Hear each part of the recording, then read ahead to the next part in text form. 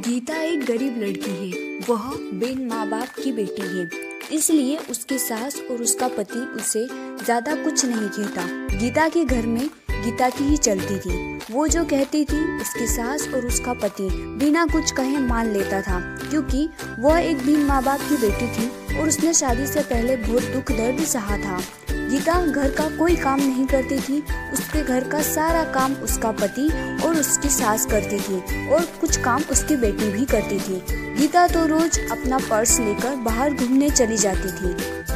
गीता को कोई कहता भी नहीं था कि वह इस तरह रोज बाहर न जाए या घर का काम करे। घर का काम उसका पति और उसकी सास कर लेती थी। लेकिन एक दिन उसके पति को उसकी सास ने कहा कि बेटा, गीता को ना रोको टोको, तो उसको समझाओ कि इस तरह रोज बाहर जाना सही नहीं होगा। हाँ, वो बाहर जा सकती है, पर वो अगर कभी कभार जाए तो ठीक है, लेकिन अगर वो इस तरह रोज बाहर जाएगी तो हमारे समाज के लोग क्या कहेंगे। ये सब सुन के गीता का पति बहुत परेशान रहने लगा। उसे समझ ही नहीं आता था कि वो करे तो क्या करे। अगर वो गीता को कुछ कहता था तो गीता नाराज हो जाती। उसे समझ ही नहीं आता कि वो करे तो क्या करे। वो गीता को कुछ ज्यादा बोल भी नहीं सकता था और वो ना ही माँ की बात टाल सकता था। इसी तरह गीता रोज अपने ससुराल वालों को कुछ न कुछ कहती रहती। घर में कुछ भी करना हो गीता की ही चलती थी। वो अपने पति और अपनी सासू को बहुत बातें सुनाती थी। अगर उनसे कोई काम ठीक से नहीं होता तो भी वे उन्हें डांट लगाती थी। फिर भी उसका पति और उसकी सास चुपचाप उसकी सारी बातें सुनते रहते थे, ये सोचकर कि कभी न कभी गीता को एहसास होगा कि वो जो व्यवहार करती है वो सही नहीं है। हम उसे लाड़ प्यार करते हैं, इसका मतलब ये नहीं कि वो हवा में उड़ने लगे।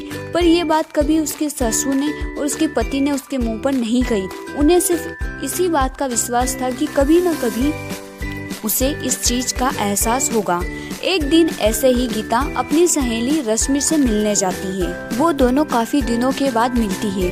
रश्मि उसको सारी बातें बताती है कि कैसे उसकी सासू उस पर अत्याचार करती है और उसका पति भी उसकी सास की मदद करता है, उसे कुछ नहीं कहता। उसकी सास उसके पति को उसके खिलाफ भड़काती भी रहती है। वो चाहे कितना भी काम कर ले, कितनी भी अच्छी तरीके से घर की सारी साफ सफाई करे, सारा काम करे, फिर भी उसकी सासू उसमें नोकझोंक निकाली देती थी और उसका पति भी उसकी माँ का साथ देता था।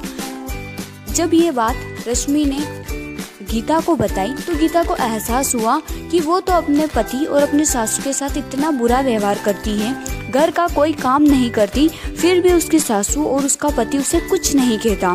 वो उन्हें बार बार छोटी छोटी चीज़ों के लिए हजारों बातें सुनाती है, फिर भी उसके सासू ने उसे कभी नहीं डांटा। ये सुनकर गीता को अपनी गलती का एहसास होता है और वह घर जाकर अपनी सासू के सामने रोने लगती है।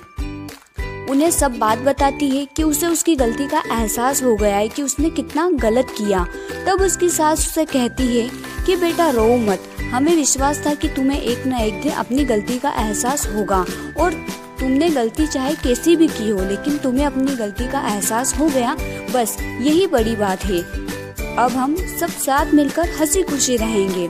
तुम बिल्कुल शौक मत मनाओ, क्योंकि हमें पूरा भरोसा था कि तुम एक अच्छी लड़की हो और तुम्हें एक न एक दिन अपनी गलती का एहसास जरूर होगा। इसके बाद गीता और उसका परिवार साथ मिलकर हंसी खुशी रहने लगा। वो सब मिलकर सारा काम करते और हंसी खुशी जीवन यापन करते। अगर आपको स्टोरी अच्छी लगी हो तो वीडियो को लाइक और चैनल को सब्सक्राइब जरूर करें। इसी तरह के ग्रीन इफेक्ट वाले वीडियो के लिए यह स्टोरी कार्टून वीडियो आप अपने वीडियो पर यूज़ कर सकते हैं। इसमें कोई कॉपीराइट नहीं आएगा।